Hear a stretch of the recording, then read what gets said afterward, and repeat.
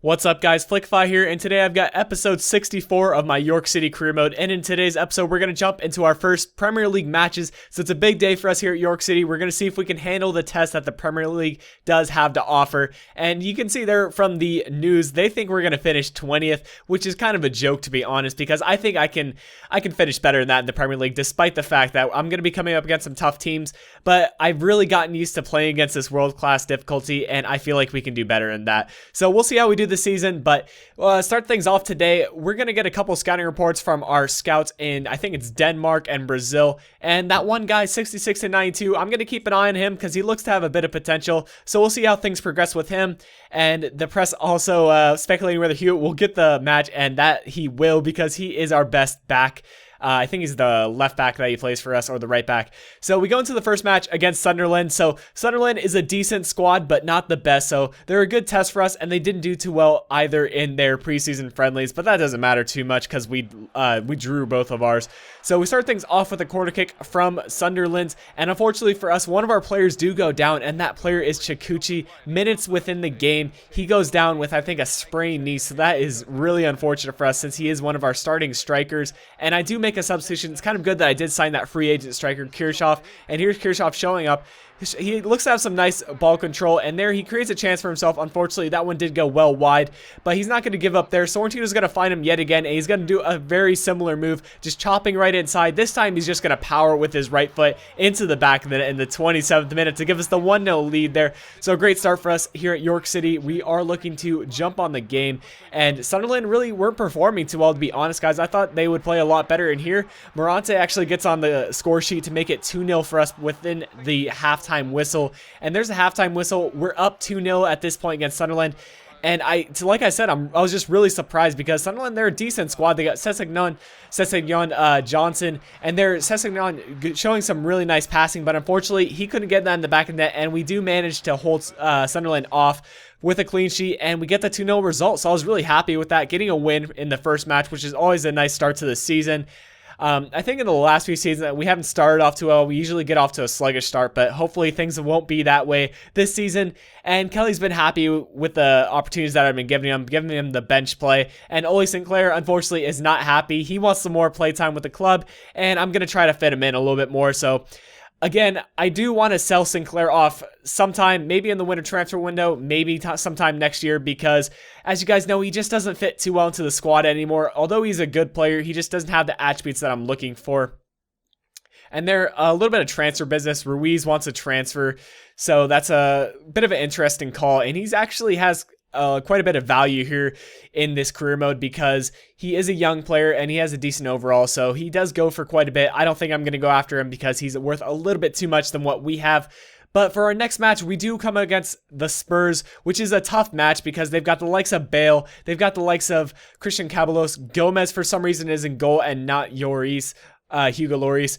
So that was kind of weird to see. I wasn't sure why Lloris wasn't getting the start because there was some transfer rumors.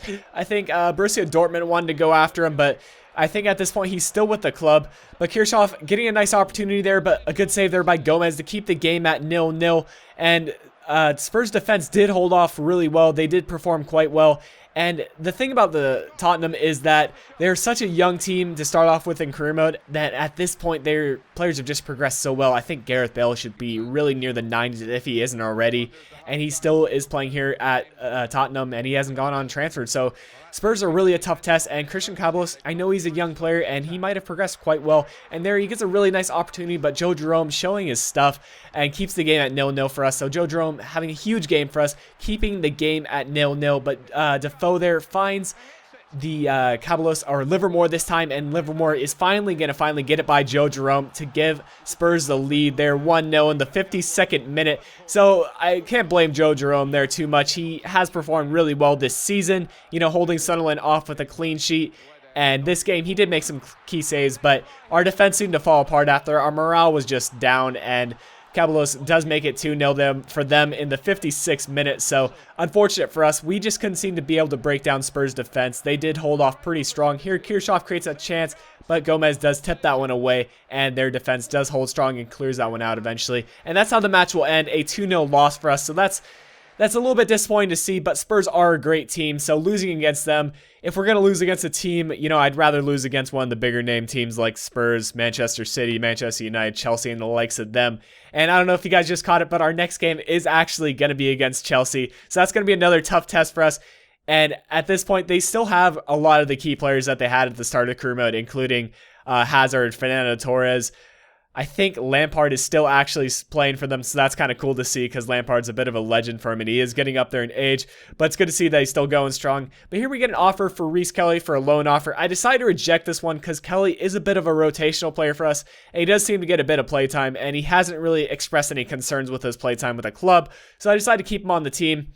And Venezuela there offers me a managerial offer. I, of course, reject that one because, as you guys know, I am waiting for that big name national squad to go ahead and give me an offer, like the likes of Germany, England, France, all those, maybe even Portugal or Spain. I doubt Spain would want to hire me, but hopefully, or even the United States. If the United States offered me a job offer, I would accept that one because they are my home country. And we go into the next game here against Chelsea. So as you guys know, this will be a tough test for us. And you can see there, they've actually signed Mangala, who is a bit of a nice player to sign in career mode. He's pretty young, and he is a pretty beast player in Ultimate Team as well as career mode. But we're going to start things off, actually. Morante does not well to find Sorrentino there, and Sorrentino is going to look for the center, but Cech with a huge save. Cech performed so well for Chelsea, and he is still a top keeper for Chelsea, and he might even be the best keeper in the game at this point. I'm sure Joe Hart is competing with him, but Cech has got to be up there.